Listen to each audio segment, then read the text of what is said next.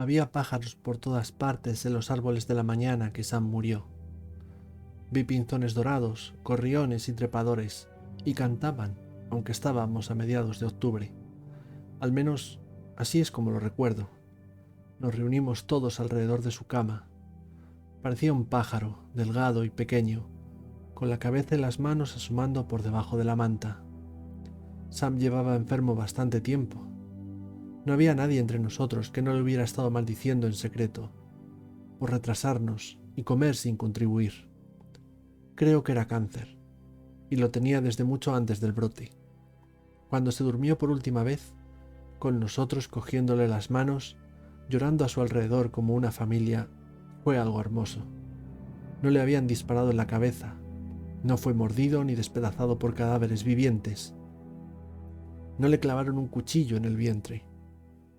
Era nuestro Sam, y lo enterramos en el patio trasero.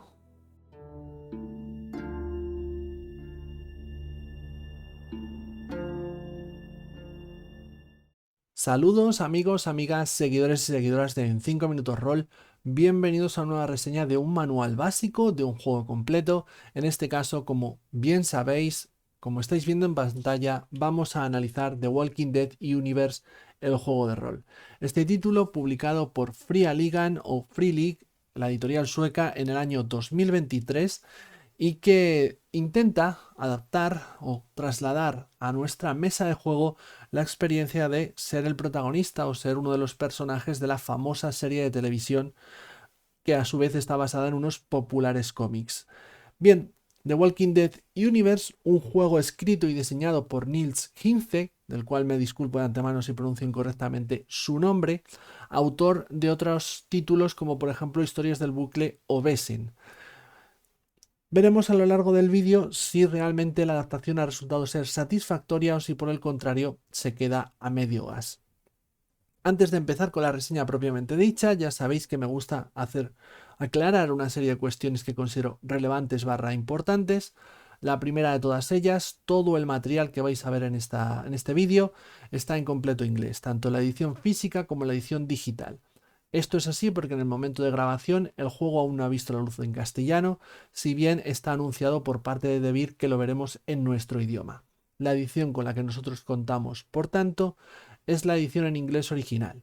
Al mismo tiempo, ninguna de las dos editoriales, ni Free League ni Devir, nos ha proporcionado el libro. Lo hemos adquirido nosotros con nuestro propio dinero y no tenemos patrocinio de ninguna de las dos editoriales para la realización de este análisis, de esta reseña. Sí he jugado al juego, también debo mencionarlo, solamente una partida, no he hecho una campaña, así que no tengo un bagaje como para conocer el juego en toda su profundidad, pero sí he entrado en contacto con las mecánicas, sistemas de una forma práctica y no solamente teórica. Esa partida, por cierto, se publica al mismo tiempo que esta reseña junto con un video tutorial en el que creamos un personaje para este juego de rol. Los enlaces a esos vídeos estarán presentes en el final de la reseña o en la caja de descripción. Y por último, dejarme mencionar que el juego incluye reglas para jugar en solitario, para jugar partidas en solitario. No obstante, yo nunca he jugado un juego de rol en solitario, no he tenido esa necesidad. Como es algo de lo que no estoy formado, no tengo conocimiento, no he experimentado, no me veo capacitado para poder verter una opinión o poder deciros si las reglas en solitario son mejores o peores con respecto a otros títulos que totalmente desconozco. Por eso, en esta reseña, aparte de mencionar, como estoy haciendo ahora, que el juego trae reglas en solitario, no analizaré si son mejores o peores, no las volveré a mencionar en esta reseña. Dicho todo esto, empezamos.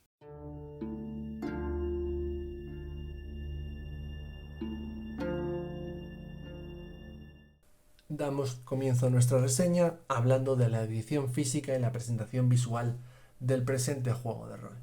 En este caso tenemos un libro en tamaño A4, a todo color, tapa dura, papel satinado. Esta sería la portada con la ilustración de Martin Grip, la contraportada mucho más austera, como estamos viendo, y el lomo o dorsal del libro. El interior va a contar con 164 páginas, sin añadir, sin contar las páginas de índice o las fichas de personaje, desafío, refugio, campaña que no están numeradas. En total nos pondríamos aproximadamente en unas 170 páginas, un número muy inferior a lo que estamos acostumbrados en la mayoría de manuales básicos de este tipo. El interior de las portadas o las salvaguardas de las portadas, no sé el nombre técnico que tiene exactamente, vamos a encontrarnos un mapa de los alrededores de Atlanta, de la zona noreste de Georgia, el mapa básicamente de la campaña que viene recogida en estas páginas, en este libro, una campaña de ejemplo. La maquetación es una maquetación que considero excelente, con capítulos perfectamente marcados, epígrafes perfectamente marcados, a doble columna, que se sirve de texto en negrita o cursiva cuando quiere marcar algo particular o nos proporciona algún ejemplo, que también utiliza cuadros aclaratorios perfectamente demarcados para saber que se nos están ofreciendo explicaciones o aclaraciones a conceptos que se nos explican en los párrafos principales de esa página. Ya digo, no hay mucha queja a este respecto, es un juego que tiene un buen trabajo de edición, como por otra parte nos tiene acostumbrados Free Alligan. La maquetación por su parte, la maquetación, estoy tontísimo. La presentación visual por su parte, lo que sería el arte y las ilustraciones, corre a cargo de dos artistas, Martin Grip y Gustav Ekelund, ambos artistas de demostrada habilidad que nos brindan en estas páginas, bueno, pues excelente trabajo, un soberbio trabajo. Agradezco particularmente por parte de los autores que no se haya optado por utilizar fotogramas de la serie y que en su lugar se haya recurrido a las ilustraciones. Siempre es algo que prefiero por encima de servirnos de fotogramas de una película o de una serie de televisión cuando se trata de este tipo de productos basados en licencias cinematográficas o televisivas. Ya digo que es un arte y una ilustración muy buena, aunque quizá pueda resultar chocante que sea tan luminoso. Tal vez se esperaba algo más oscuro, pero si tenemos en cuenta la paleta de colores escogida para la serie de televisión en la que está basada este juego de rol, parece lo más normal del mundo que la paleta de colores que se haya escogido o por la que se haya optado en este juego de rol sea precisamente esa misma, es decir, esos tonos ocres, marrones, con rojo y negro por aquí y por allá, pero que no es un tono oscuro o blanco y negro como los cómics. Recordemos, este título está basado en la serie de televisión, no tanto en los cómics que dieron lugar a la serie de televisión. Y no hay mucho más que comentar.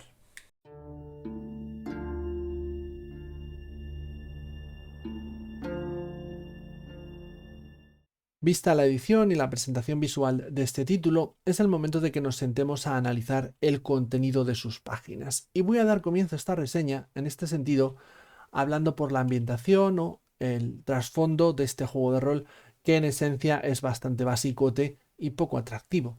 Quiero decir, seamos sinceros, seamos honestos, la ambientación, el apocalipsis zombie que nos propone The Walking Dead, tanto en los cómics como en las series, no es particularmente original ni tampoco atractivo. De hecho, no se diferencia prácticamente en nada a tantos otros cientos de apocalipsis zombies que hemos visto en películas, en novelas, en TVOs, en videojuegos, etc, etc, etc.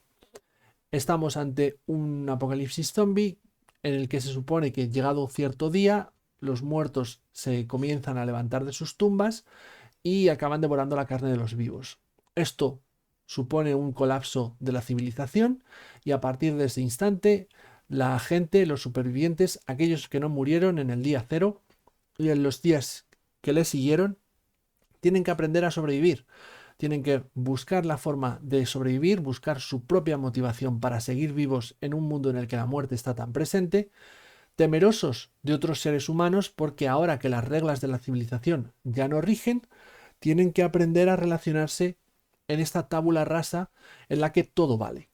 Bien, esto, dicho así, tan fácil y pronto, es en esencia lo que busca explorar The Walking Dead, lo que buscaba el autor Robert Kirkman cuando empezó a crear esos cómics que fueron tan exitosos, que dieron lugar a la serie, que fue tan exitosa que a su vez dio lugar a numerosas otras series.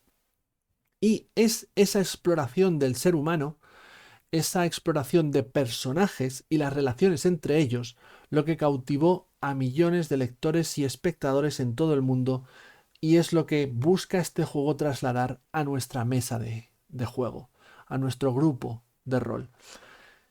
¿Lo consigue? Bueno, eso lo veremos más adelante. Lo importante en cualquier caso es que no estamos aquí ante un juego que tenga un enorme trasfondo, un denso trasfondo como otros títulos, y que tampoco es un caso como pueda suceder con Alien, en el que mucha gente pensaba que realmente a nivel de ambientación, de trasfondo, tampoco había mucho recorrido ahí, y más adelante descubrió con el juego de rol que en realidad Alien hay mucha cuerda que cortar, digamos, hay mucha madeja que desmadejar, porque en realidad a lo largo de los años ha conseguido tener mucho trasfondo. No hay un canon como en Star Wars, pero sí hay mucho trasfondo.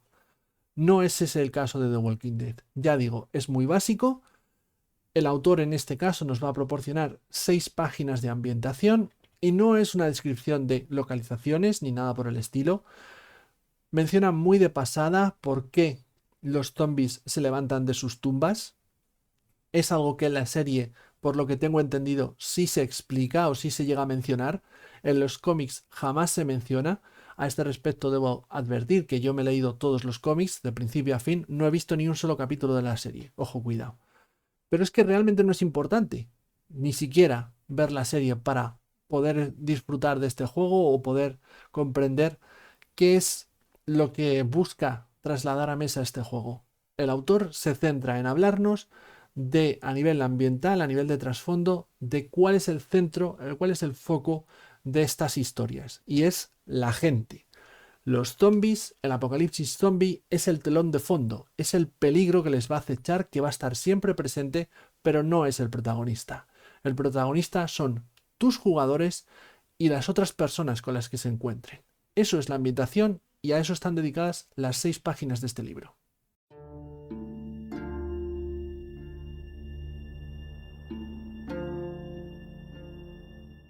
Ahora que conocemos cuál es el escenario en el que nos sitúa The Walking Dead Universe, bueno, pues creo que es muy sencillo aventurar qué tipo de personajes vamos a interpretar en este juego de rol.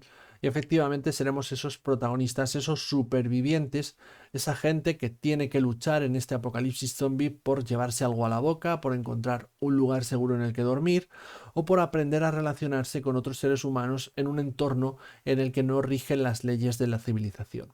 A este respecto, como no puede ser de otra forma, este juego de rol cuenta con su propio sistema de generación de personajes. No obstante, debo advertir que este sistema solamente está pensado para el modo de campaña Sandbox. Algo que no he mencionado todavía, pero sobre lo que hablaré más adelante, es que The Walking Dead Universe cuenta con 2 modalidades de juego diferentes, excluyendo la modalidad en solitario. Una de ellas sería el modo campaña Sandbox, la otra los escenarios de supervivencia o aventuras de supervivencia. En este segundo caso, lo que tenemos ante nosotros serían aventuras contenidas, aventuras cortas, donde los personajes ya nos vienen creados. Se nos proporcionan personajes creados cuya historia está relacionada con la de la propia aventura. Para el modo campaña Sandbox sí utilizaremos este sistema que nos permite generar nosotros a nuestro propio superviviente desde cero. The Walking Dead Universe utiliza el sistema GR0 Engine, como tantos otros juegos de Free League. Si sois conocedores de este sistema, ya os podéis hacer una idea más o menos clara de qué os vais a encontrar. Su funcionamiento mecánico y cómo adapta o cómo se adapta a la experiencia de The Walking Dead es algo sobre lo que profundizaremos después en esta reseña. Ahora centrémonos en todo lo que tiene que ver con la generación de personajes. Esta funciona mediante un sistema de arquetipos, como ya hemos visto en Mutant Year Zero, en Forbidden Lands y, no sé, historias del bucle, por poner así algunos ejemplos rápidos. En esencia, tenemos un total de 12 arquetipos. Cada uno de estos arquetipos vendría a ser un estereotipo de personaje que ya hemos visto en la serie. Es más, me atrevería a decir que hemos visto en tantas obras centradas o que tratan el apocalipsis zombie. Tenemos, por ejemplo, el criminal, el doctor, la granjera, el ama de casa, el niño, el agente de la ley, el don nadie, el paria, el político, el sacerdote, el científico y el soldado. 12 en total. Si nuestro personaje no se adecua a uno de estos 12 arquetipos, la idea que tenemos para nuestro personaje no se adecua a uno de estos 12 arquetipos, el juego también nos da la opción de prescindir del sistema de arquetipos.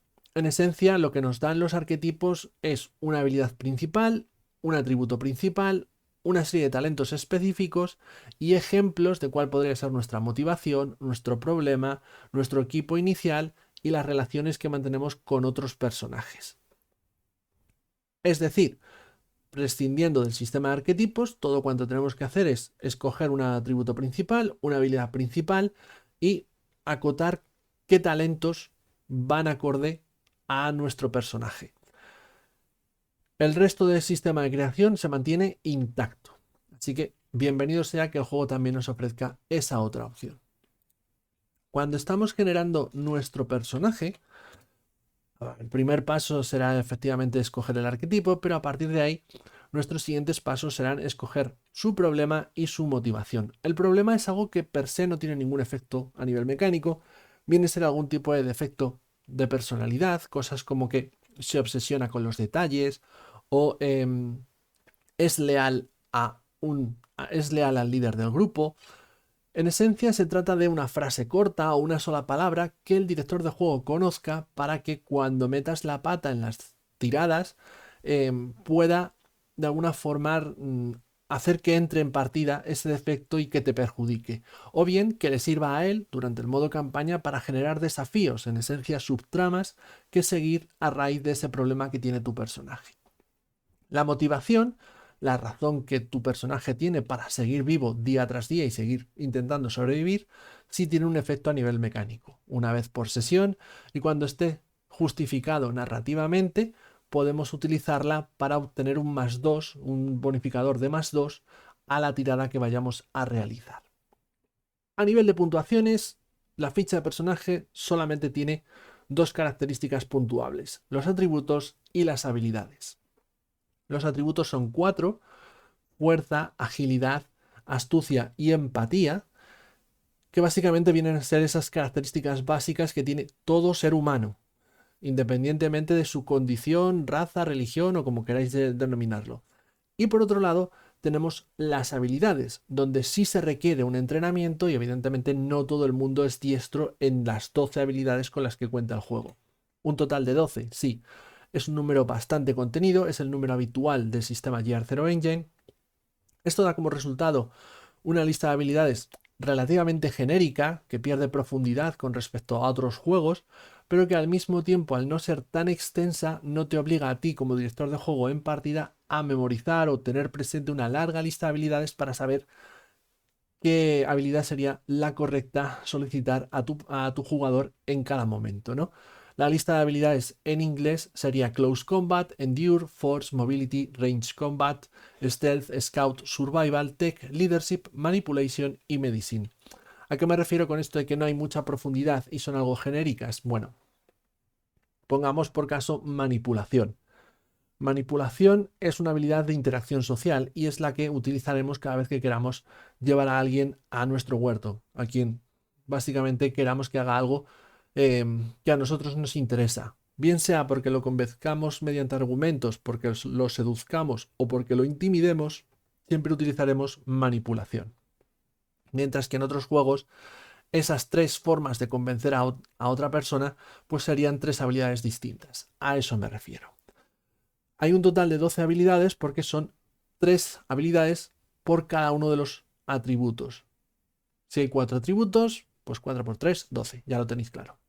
Vale, aparte, eso serían las puntuaciones numéricas y van a influir cuando hablemos del sistema a la hora de lanzar dados. Aparte, nuestro personaje también tendrá a su disposición un talento, al menos de inicio. Más adelante podrá ir adquiriendo más talentos con experiencia, y los talentos es algún tipo de capacidad, habilidad única que tiene nuestro personaje que le proporciona algún tipo de beneficio mecánico, que no tiene que ser, no tiene por qué ser algo activo que haga el personaje, puede ser algo puramente pasivo. Por ejemplo, un talento podría ser protegido por un poder superior.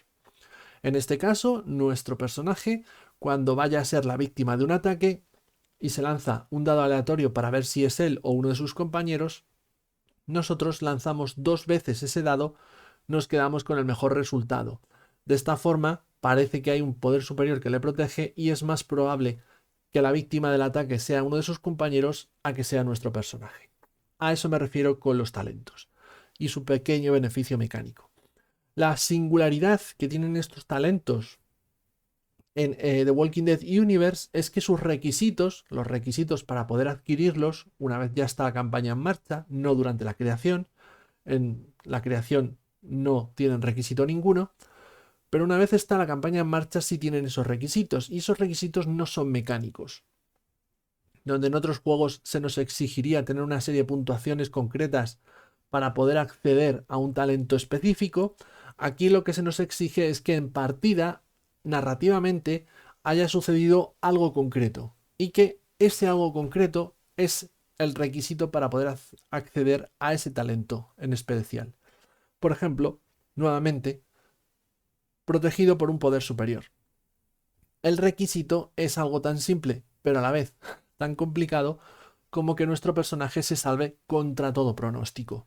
Al menos una vez en campaña se ha salvado contra todo pronóstico y a partir de ese punto puedo adquirir con experiencia ese talento que antes me estaba vetado.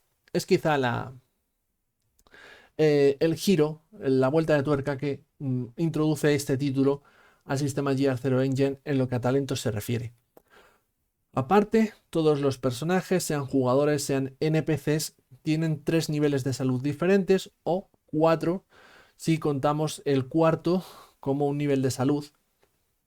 En esencia, el cuarto es: estás roto, estás incapacitado, no puedes hacer nada, sufres una herida crítica. Si sufres 3 puntos de daño, o básicamente sucede que tu personaje está incapacitado. Y si sufres 2 heridas críticas, o vuelves a ser atacado en esencia cuando ya estabas incapacitado, tu personaje muere. El resultado es un personaje muy frágil en el que sobrevivir es bastante difícil, algo que considero es apropiado para el mundo que nos propone este The Walking Dead Universe. Más allá de todas estas cosas, también tendremos otros componentes que redondean nuestra ficha de personaje. Uno de ellos son las anclas. Las anclas son personajes, bueno, mejor dicho, las anclas es un personaje jugador y un personaje no jugador que sirven como pilar, como fuerza de sujeción de tu personaje. En esencia, se supone que en un mundo donde la muerte está tan a la orden del día, es difícil encontrar una razón para volver a levantarse cada mañana. Esos personajes ancla, bien sea un PNJ, bien sea un personaje jugador, son los que ayudan a sostener a tu personaje en el día a día. Esto se traduce a nivel mecánico a que al final de cada sesión, cuando han acontecido una serie de acontecimientos muy específicos, por ejemplo, una de tus anclas ha muerto, has acumulado 5 puntos de estrés o más, en algún momento has estado roto / incapacitado. Esos puntos, esos sucesos son los que son capaces de romper la psique de tu personaje. La forma de evitar que esa psique se rompa y que pueda continuar como si no hubiera pasado nada es mediante esos personajes ancla.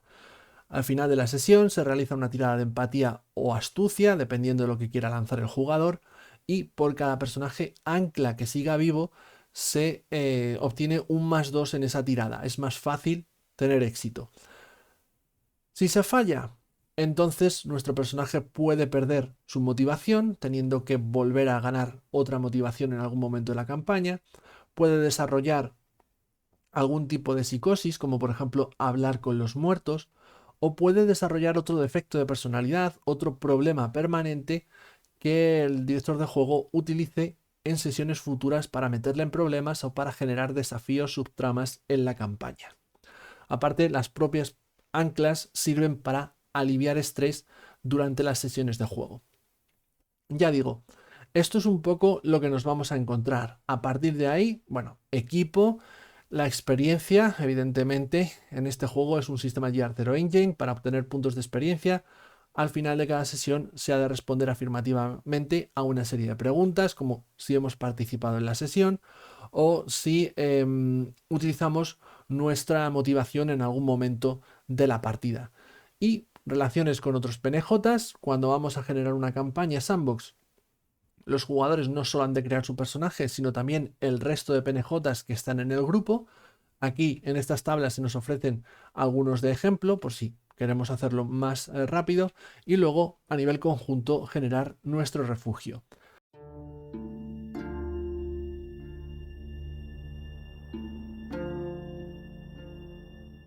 Profundicemos ahora en el sistema de The Walking Dead Universe, sistema que ya he mencionado, ya he dicho, es el GR0 Engine, pero con cambios, con modificaciones para adaptarlo en esencia a la experiencia de jugar, dirigir un episodio de la serie de televisión de Walking Dead o de uno de los números de la serie de cómics.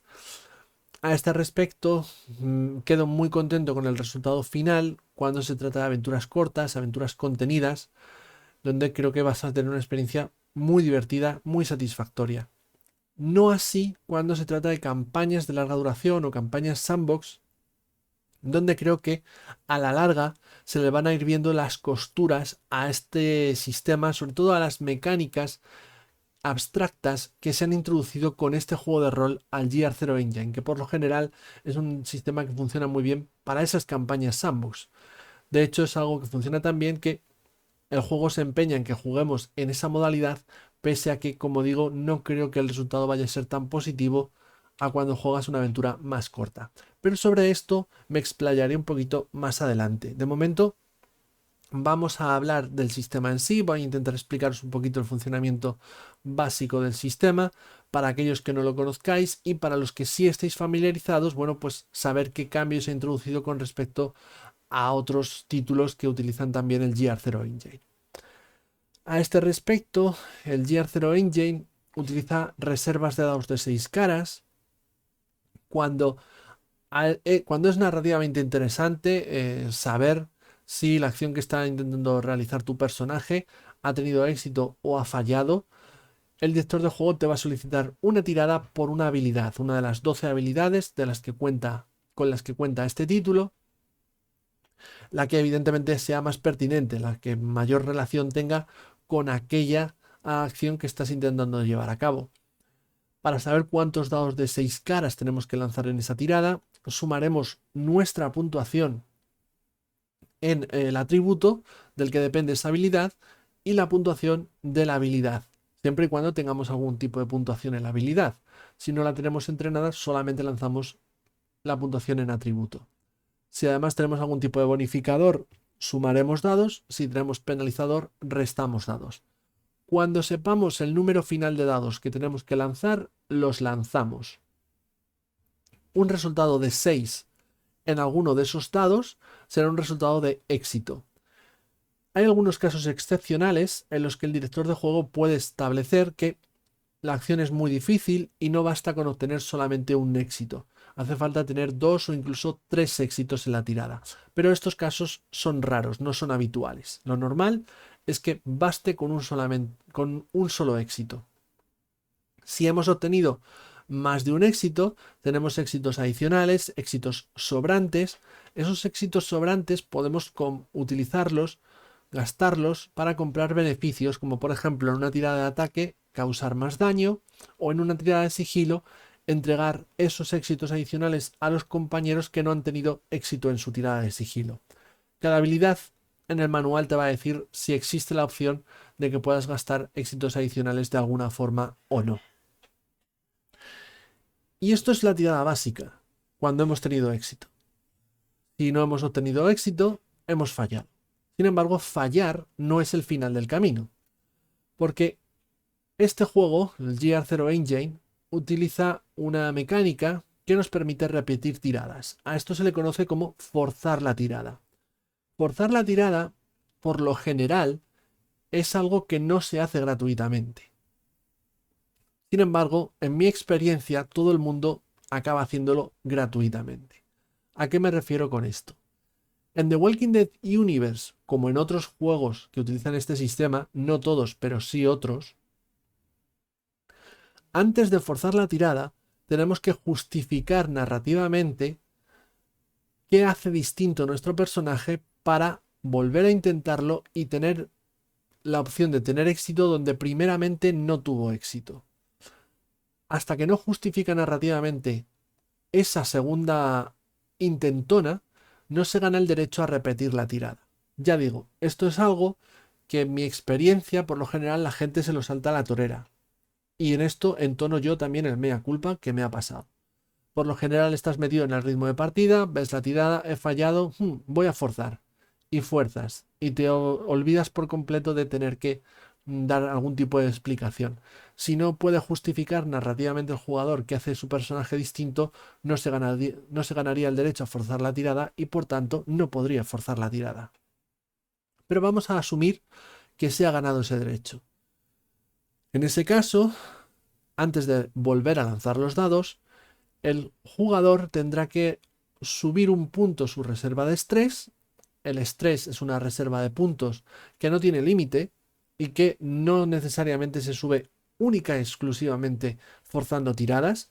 También se puede aumentar el estrés o ganar estrés siendo víctima de disparos por parte de otro superviviente o viendo a uno de sus compañeros morir, por poner un par de ejemplos. Y el estrés lo que va a hacer es sumar dados a nuestra reserva de dados.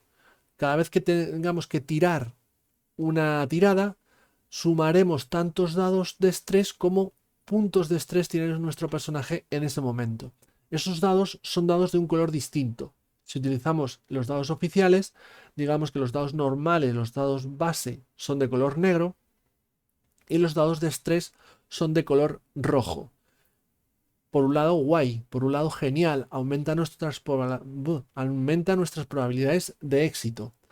Pero esos dados son peligrosos, porque en esos dados sí se tiene en cuenta el resultado de 1. Y obtener un resultado de 1, o obtener un caminante, como se denomina en este juego, da lugar a complicaciones.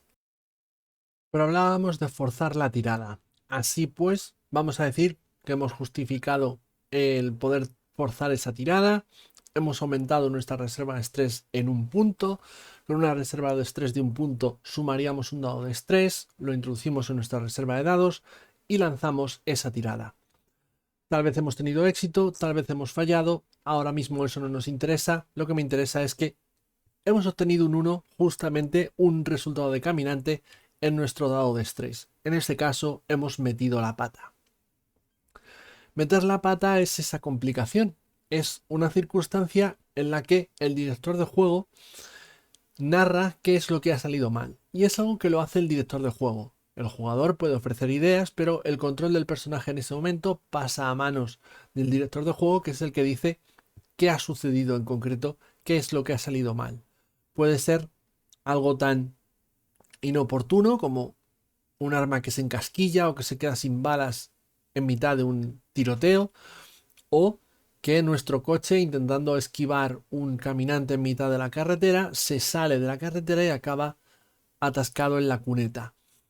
Otras opciones, las más recurrentes y necesarias, podrían ser hacer ruido y por ende atraer la atención de los caminantes de la zona, lo que a nivel mecánico se traduciría en aumentar el nivel de amenaza, algo de lo que hablaremos un poquito más adelante, o que el jugador, el personaje del jugador, no se diese cuenta de que había caminantes en sus alrededores, se vea sorprendido y reciba un ataque de uno de esos caminantes, teniendo por tanto que resolver el ataque en ese momento.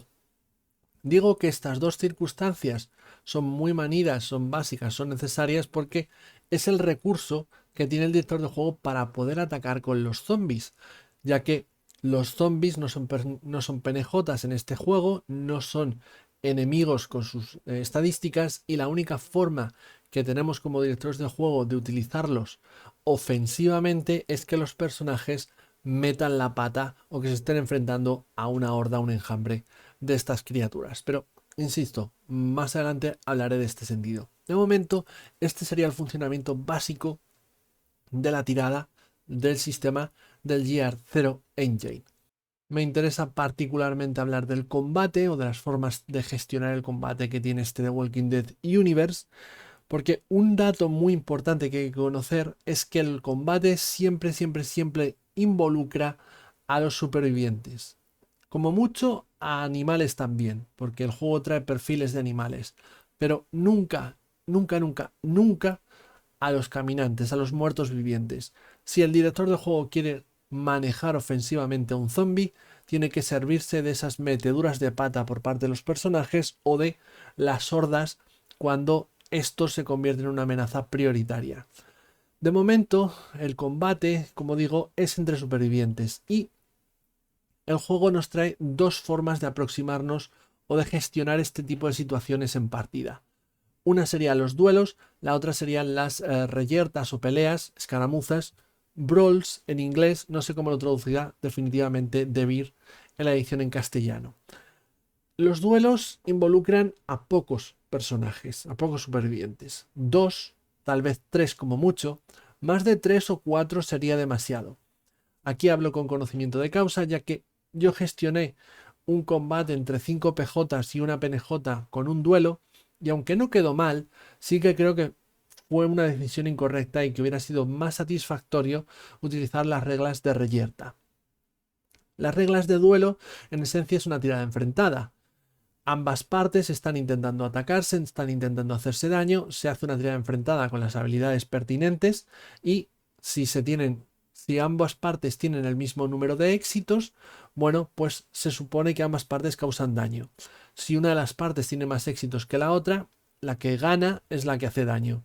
Y si ninguna de las dos partes tiene éxito, pues nadie hace daño. Todo esto sigue hasta que uno de ellos muera o se rinda. ¿Qué ocurre? Cuando involucras a un tercer individuo, significa que ese tercer individuo no está en una tirada enfrentada, no está directamente oponiéndose o no está siendo defendido por el otro contrincante, y por ende basta con que tire una tirada normal y que tenga un éxito sencillo para hacer su daño. Es una forma muy fácil de gestionar los duelos, siempre y cuando al final se trate de enfrentamientos entre muy pocos combatientes. Es algo rápido, sencillo, resolver una situación violenta que se da momentáneamente y que necesita de alguna forma ver un desenlace. Cuando nos queramos poner algo más tácticos, aunque no sería el término correcto, pero cuando sí necesitamos una estructura mayor porque el número de implicados es mayor, es cuando utilizamos las reglas de reyerta.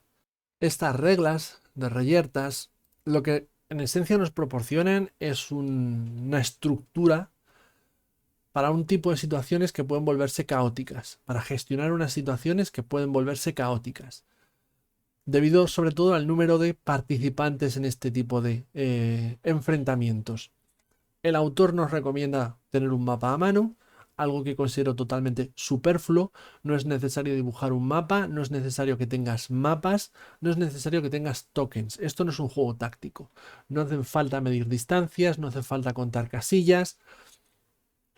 Siempre y cuando tengas un director de juego que haga un mínimo trabajo de describir el entorno, el escenario en el que está teniendo lugar la acción, no hace falta recurrir a ayudas visuales y basta con el teatro de la mente. De hecho, recomiendo más el teatro de la mente para gestionar este tipo de situaciones de The Walking Dead Universe.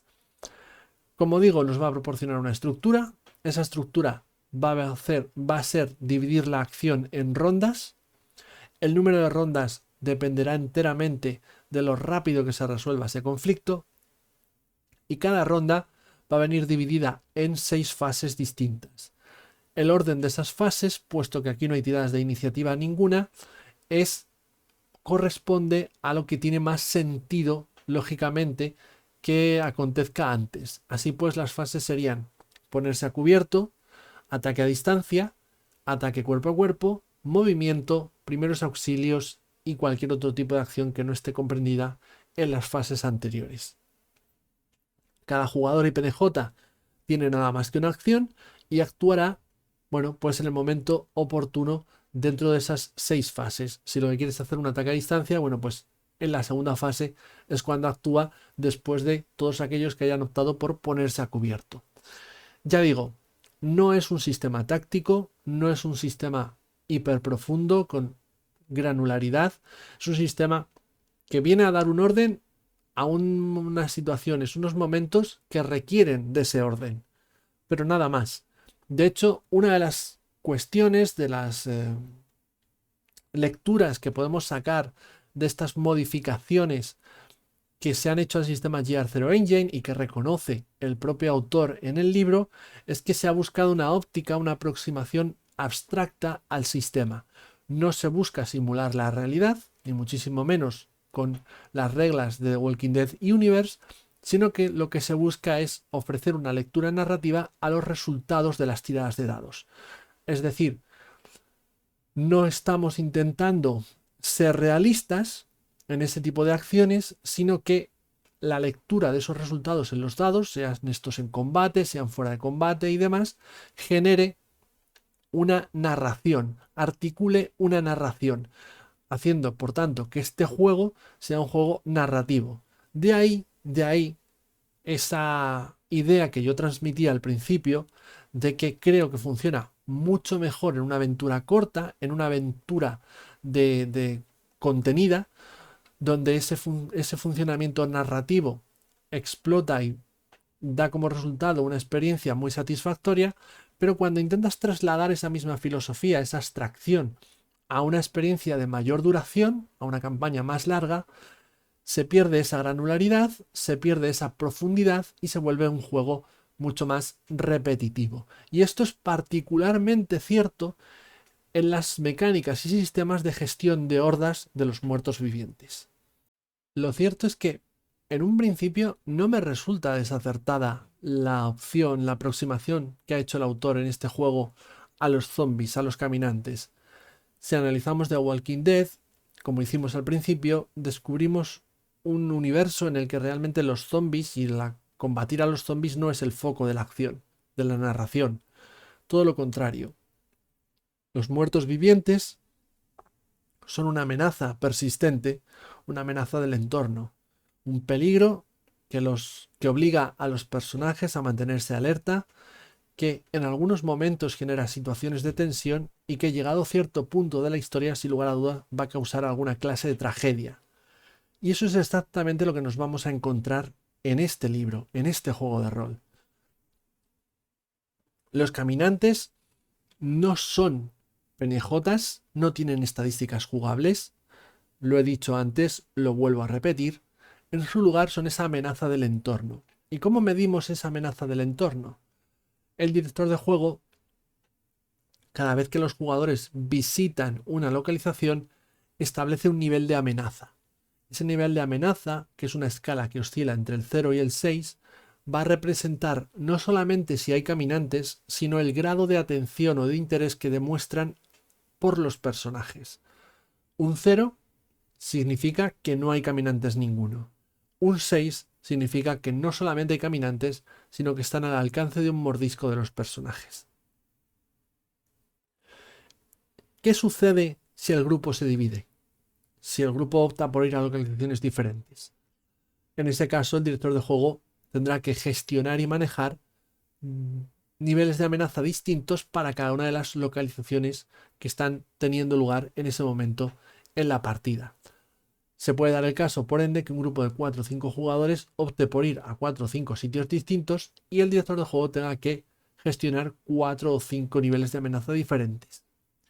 No es lo más elegante, pero también es cierto que tampoco va a ser lo más habitual. El nivel de amenaza, no obstante, no va a permanecer impasible, inamovible. Todo lo contrario. La realidad es que es una escala que se va a ir moviendo a medida que los jugadores, que los personajes de los jugadores exploren esa localización, esa escena se vaya desarrollando. ¿Recordáis que los personajes pueden meter la pata? Una de las consecuencias de meter la pata puede ser precisamente incrementar ese nivel de amenaza. Hacéis ruido y empezáis a llamar la atención de los zombies cercanos. No tiene por qué ser la última. O mejor dicho, no tiene por qué ser la única forma. El director del juego puede establecer de motu propio que si uno de los jugadores, por ejemplo, abre fuego con una pistola, atrae la atención en ese mismo momento de todos los caminantes de la zona. Mientras no se alcance el nivel 3 de amenaza, esos zombies, esos caminantes funcionan como entes individuales.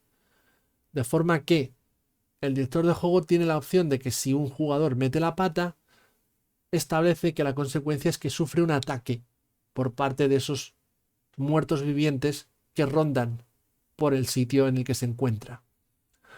¿Cómo funcionaría esto? El director de juego le solicita una tirada al jugador y si la falla, si no tiene éxito, pues el director de juego lanza un D66 en la tabla aquí correspondiente y establece o lee cuál es el resultado. Esta tabla al final son esos ataques de los caminantes.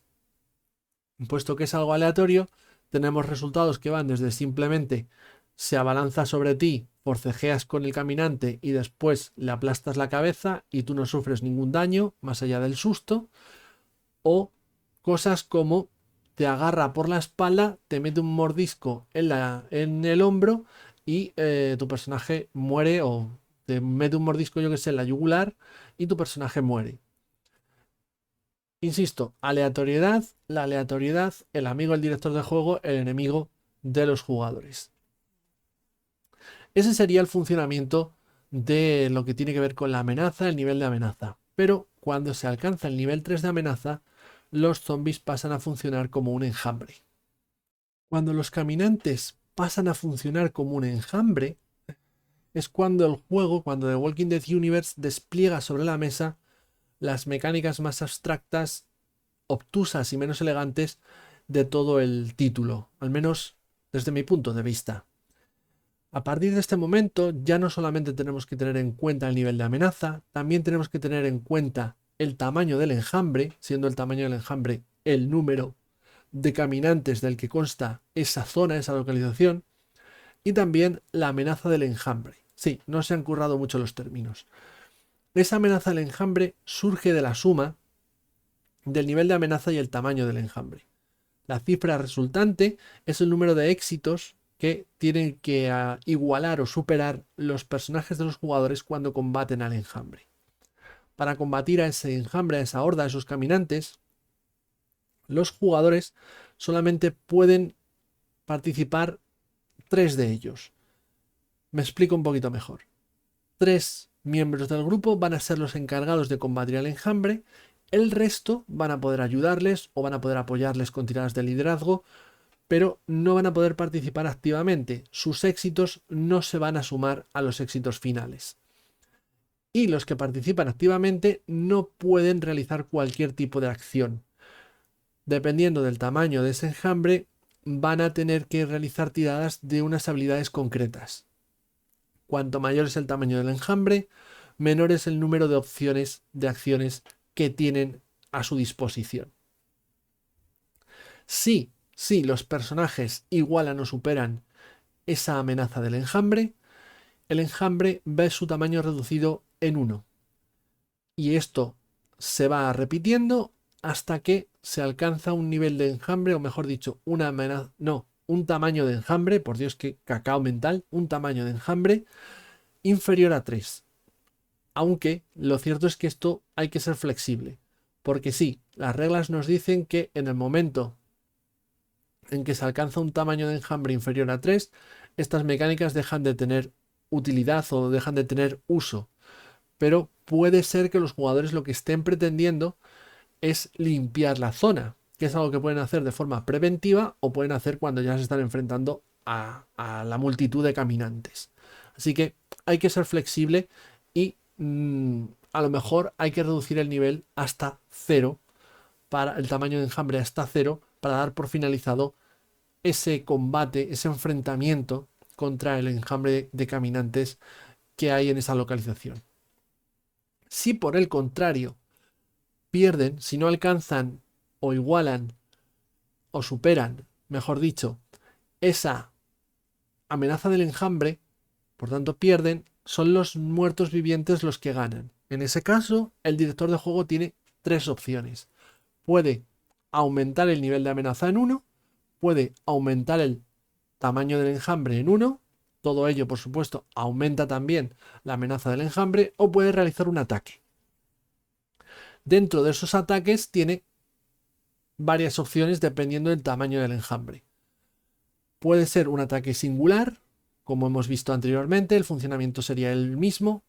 Puede ser que bloquea, dificultando el movimiento de los personajes y la huida, por tanto, de los personajes jugadores, o puede realizar un ataque masivo, con varios zombies que se abalanzan sobre los personajes y que se traduce en que el director de juego lanza directamente en la tabla de ataques de los caminantes y el jugador no tiene derecho a una tirada que le evite el resultado de ese ataque.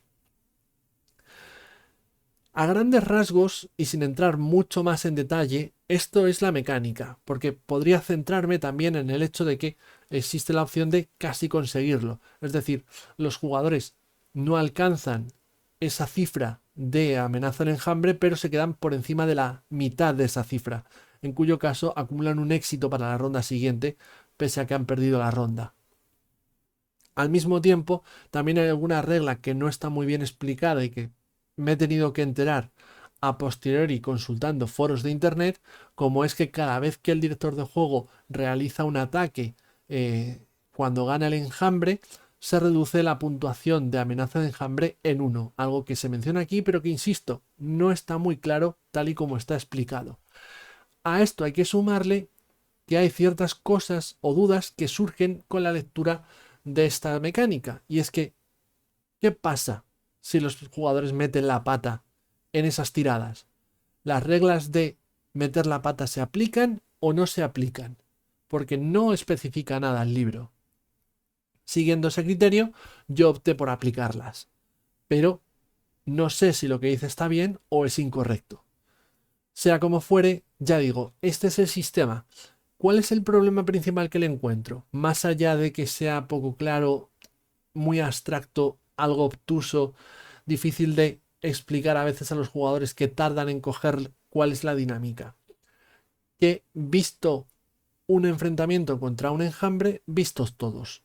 Es decir, este sistema puede estar bien para gestionar de una forma práctica el hecho de que los jugadores se ven rodeados por 30, 50 caminantes, cosa que si lo intentas llevar de forma individual es completamente inviable, pero alejas tanto la cámara de la acción, es decir, eliminas tanta profundidad, tanta granularidad de la experiencia jugable, que al final te das cuenta de que todos los enfrentamientos contra los enjambres son siempre iguales.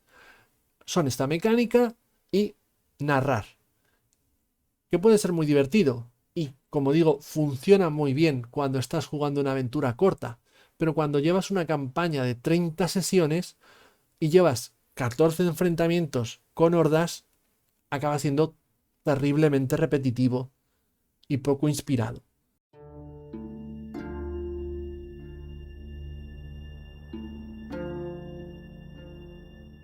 A lo largo de la presente reseña he mencionado en más de una ocasión que The Walking Dead Universe nos ofrece dos formas de jugarlo. Una sería el modo supervivencia, otra el modo campaña. Pese a el uso de esta terminología, la realidad es que no se diferencia a cualquier otro juego de rol en el que podemos jugar aventuras más cortas o campañas de larga duración. Los escenarios de supervivencia no dejan de ser sino one-shots o aventuras cortas, escenarios cerrados con un principio, un nudo y un desenlace. En esencia, la aventura corta que podemos encontrar en cualquier otro juego de rol, que aquí tiene la particularidad de, por un lado, contar con personajes creados, no son aventuras en las que tú te creas el personaje. Nos dicen o nos explican en estas 2 páginas, que es todo el espacio que le dedican a esta modalidad de juego, que lo habitual es generar una serie de personajes ya creados que además están intrínsecamente relacionados con la trama de ese escenario, de esa aventura, de ese escenario de supervivencia. Se nos ofrece un paso a paso, unas instrucciones muy resumidas, básicamente un esquema de cómo generar o cómo crear, diseñar un escenario de estas características.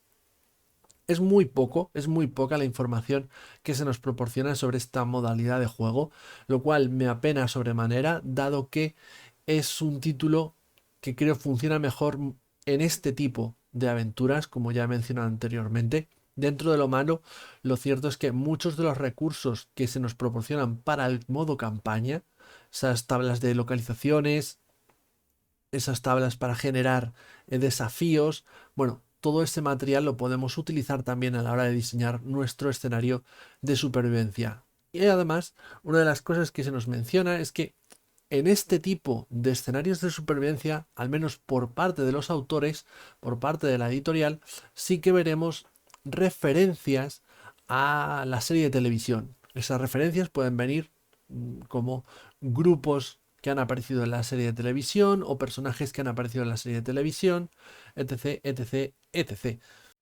Para ilustrar ese modo de supervivencia, esas aventuras cortas que se pueden jugar con este título, encontraremos pues una aventura, un one shot presente en el manual básico, La Ambulancia Dorada se titula. Podéis verlo jugado en este mismo canal, se publica la partida al mismo tiempo que esta reseña. Un escenario que cumple esos parámetros del esquema que se nos ha mencionado anteriormente, donde también aparecen, como decía antes, bueno, pues un grupo, o se hace mención a un grupo, a un PNJ de la serie de televisión. Lo más importante que tenemos que saber aquí es que realmente el escenario que se nos plantea es: los personajes de los jugadores necesitan medicamentos, encuentran una ambulancia en lo alto de un parking y ese parking se ha convertido en una trampa por parte de una PNJ, de una superviviente, que lo utiliza como cebo para atraer a otros supervivientes y robarles después los recursos que posean.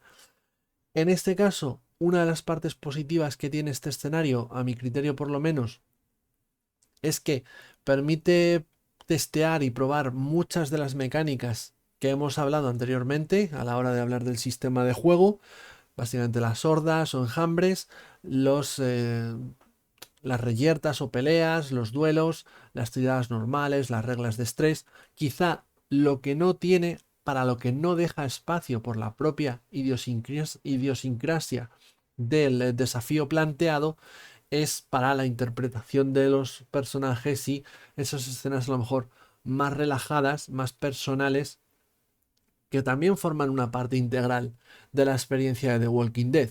No lo vamos a ver en esta aventura en concreto, tristemente por eso, porque dada el desafío que se nos plantea, como digo, objetivo último que han de alcanzar los personajes, no da mucho tiempo, no hay mucho hueco para introducir esas escenas, bueno, más tranquilas, más sosegadas. No obstante, el foco del juego, el interés del autor y la editorial es que juguemos en formato campaña sandbox. Y no es de extrañar, porque Free League, la editorial Free Aligan, si por algo se caracteriza es porque precisamente el 90% de sus juegos están diseñados y pensados para jugar en ese tipo de aventuras, en ese tipo de campañas de larga duración y completamente sandbox. Y además lo hacen con sistemas que apoyan esa modalidad de juego. The Walking Dead Universe no es una excepción, como puede ser Blade Runner, y aquí sí tenemos un título en el que a lo largo del manual vamos a ver páginas y páginas y páginas claramente dedicadas a jugar en ese formato campaña. De hecho, ya hemos visto como, por ejemplo, el sistema de creación de personajes está completamente focalizado a generar personajes para el modo campaña, por poner algún ejemplo. Es una de las muchas muestras que encontramos en estas páginas que nos dicen: juega en modo campaña, juega en modo campaña, por favor, juega en modo campaña. A lo largo del libro vamos a encontrar un montón de páginas dedicadas a explicarnos qué tipo de preparación tenemos que realizar para crear una campaña sandbox. Por ejemplo, cómo generar facciones. Y se nos proporcionarán, por tanto, tablas aleatorias para generar esas facciones, ayudarnos a generarlas, cómo ubicarlas en el mapa. Y por supuesto el mapa es muy importante, cómo dividirlo en sectores. Esos sectores van a ser por los que se van a ir moviendo con total libertad los personajes de los jugadores cuando salgan al mundo exterior a explorar el entorno, y cómo rellenar esos sectores con encuentros, con facciones, con localizaciones, con lo que sea, con hordas de zombies que también tendremos que repartir por el mapa, y que se nos explicará aquí cómo han de moverse entre sesión y sesión para saber hacia dónde se van dirigiendo aleatoriamente esos enjambres de zombies, esas hordas de zombies que pululan por los alrededores del refugio o de las bases de las diferentes facciones y de los personajes protagonistas. Cómo generar desafíos, desafíos, objetivos, tramas, subtramas que ayuden a empujar a los jugadores a salir del entorno seguro y a explorar el mundo. Pueden ser desafíos que se nutran o se basen en necesidades. El refugio tiene poca comida, hay pocas medicinas, necesitamos nuevas armas, o que se basen en problemas que tienen los propios personajes, o incluso en encuentros con otras facciones que amenazan la seguridad de su propio refugio, ¿no? Su propia seguridad. Todo esto es de lo que se nos va a ir explicando, se nos va a ir desgranando, se va a hacer un trabajo, a mi criterio por lo menos, notable, por no decir sobresaliente a este respecto. Es un material tremendamente recomendable y útil, aunque no sea para utilizarlo en The Walking Dead Universe. Todo este contenido, todos estos recursos, todas estas explicaciones y consejos de cómo generar esa campaña sandbox nos van a ser tremendamente útiles en otros juegos de rol, de zombies o de otro tipo. Es un material, como digo, es un recurso muy útil, y es una lástima que el sistema no acompañe, porque ya he mencionado que Free League, esta editorial, se caracteriza precisamente por generar o diseñar juegos claramente enfocados a ser jugados en modo campaña. Pero claro, la gracia de esos juegos, y por lo que funcionan también en formato campaña, es porque gozan de una profundidad jugable que permite nutrir la experiencia de juego durante muchas sesiones, que no es lo que sucede con The Walking Dead Universe. Como he mencionado anteriormente, ese sistema que tiene este título tan abstracto, tan narrativo, es perfecto para aventuras mucho más cortas, pero no goza de profundidad cuando lo estamos jugando en una campaña sandbox, que yo creo que requiere de algo más para seguir resultando divertido en la sesión 30, 40, y no solamente en la sesión número 1 o 2. Un ejemplo práctico precisamente de todo esto que estoy diciendo es la gestión de base o refugio. Una de esas características que tienen los juegos de Free League, que suele ser bastante interesante, alguna excepción hay, como por ejemplo Twilight 2000, donde las bases tienen una parte importante, pero dado que es un juego que nos obliga a estar en continuo movimiento, no se espera que los jugadores se asienten, o al menos que se asienten durante mucho tiempo. Pero otros títulos como Mutant Year Zero, Besen o por ejemplo Forbidden Lands sí ponen cierto peso en la parte de gestionar tu propia fortaleza, tu propia base, e ir mejorándola con el tiempo. Es algo que puede nutrir numerosas sesiones de juego y que puede generar también sus propias tramas y subtramas. No sucede lo mismo en The Walking Dead Universe, y precisamente por esa simpleza, esa escasa profundidad jugable que nos proporciona el sistema. Los refugios van a estar conformados, por ejemplo, solamente por dos puntuaciones, que son capacidad y defensa, el primero diciéndonos cuánta gente se puede quedar, la defensa diciendo cuánta seguridad tiene, y las posibles mejoras que podamos realizar al mismo van a aumentar capacidad o aumentar defensa. Esas mejoras, esos proyectos de mejora que podemos llevar a cabo, de hecho, no requieren mucho por nuestra parte. Tiempo y encontrar los recursos necesarios. Ya está. Además, es necesario que algún personaje del refugio tenga una puntuación concreta en una habilidad concreta. Pero salvo por eso, es tan sencillo como ponerse a diseñar y esperar, ponerse a diseñar el proyecto y esperar a que éste se complete.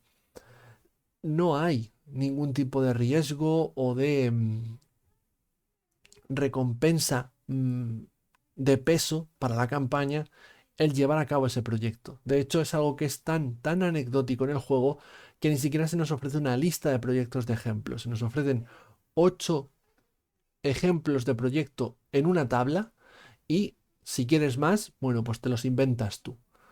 No quiero que parezca que todo es malo, ni muchísimo menos. Creo que estoy mencionando también muchos puntos positivos que tiene este juego de rol. Uno de ellos, precisamente ahora que hablamos de todo esto de campaña, que quizá es donde encuentro más facetas negativas, es el hecho de que nos proporciona una campaña ya preparada, titulada Atlanta. Básicamente lo que encontramos en estas páginas es todo ese trabajo de preparación que se nos ha estado explicando con anterioridad, se nos da ya hecho. En concreto, se escoge Atlanta, los alrededores de Atlanta, que para los seguidores de la serie será un territorio muy famoso, sin lugar a dudas. Y aquí encontraremos penejotas, encontraremos los diferentes, un refugio para los personajes, encontraremos las diferentes facciones, los objetivos de las facciones, las localizaciones de las facciones, el mapa, la ubicación de las hordas de zombies que rondan por estos territorios, desafíos iniciales con los que dar el pistoletazo de salida a esta campaña, en esencia esos ganchos con los que empezar a mover la aventura y por supuesto rumores, encuentros y lo más importante, un final o mejor dicho en este caso dos posibles finales que podrían suceder hacia donde se podría dirigir la campaña, pero que llegar hasta ese punto o evitar que llegue hasta ese punto va a ser el desarrollo de la misma. Ya digo, esto es algo que celebro. Todo este contenido que se nos proporcione ya hecho es algo que yo en lo personal celebro.